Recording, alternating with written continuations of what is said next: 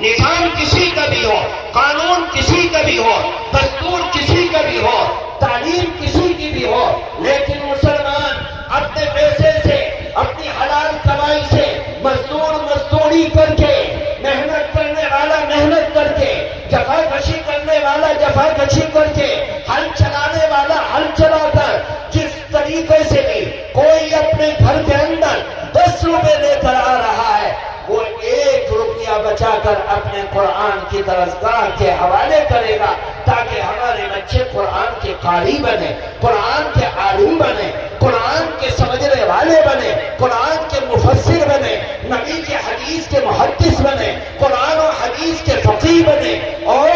مملکت کسی کی بھی ہو، لیکن مسلمان اپنے پیسے سے ان مدارس و مکاتب کو چلائے گا اور قرآن کی حفاظت کرے گا۔ آج مولانا قاسم نانوتوی رحمت اللہ علیہ کی اس سوچ پر یورپ کی گلیوں میں، لندن کے کلیساؤں میں اور برف پوش پہاڑیوں پر، جنگلوں میں،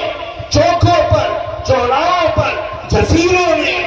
جہاں تصور نہیں کیا جا سکتا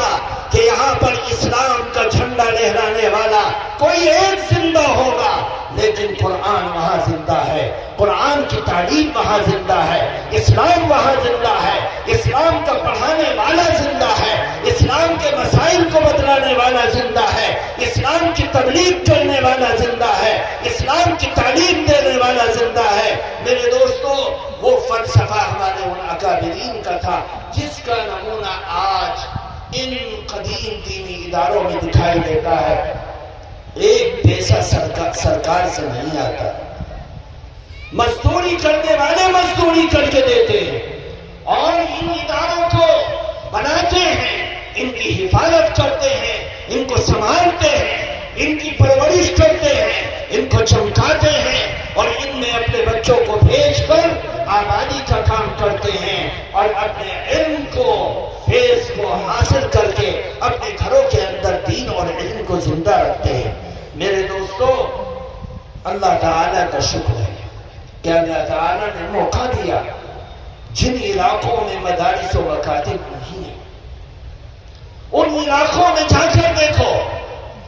کوئی قرآن کا مسئلہ بتلانے والا نہیں۔ آج بہت سے ملک ایسے ہیں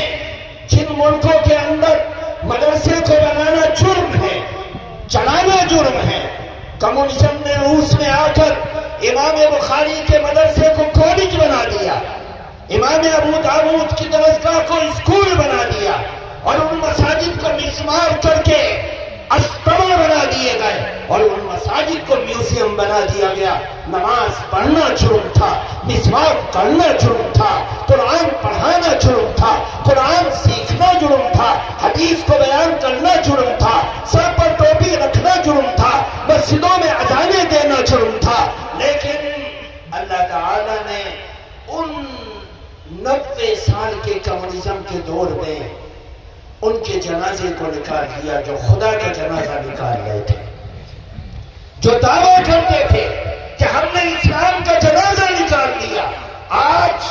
ان کا نام لینے والا کوئی نہیں، ان کے جنازے اٹھ گئے۔ اسلام زندہ ہے، قرآن زندہ ہے، اسلام زندہ ہے، قرآن زندہ ہے، نبی کا نام بھی زندہ ہے، نبی کا کام بھی زندہ ہے۔ میرے دوستو، ان اداروں کی حفاظت کرو، ان کو آگے بڑھاؤ۔ ہمارے پاس کچھ نہیں،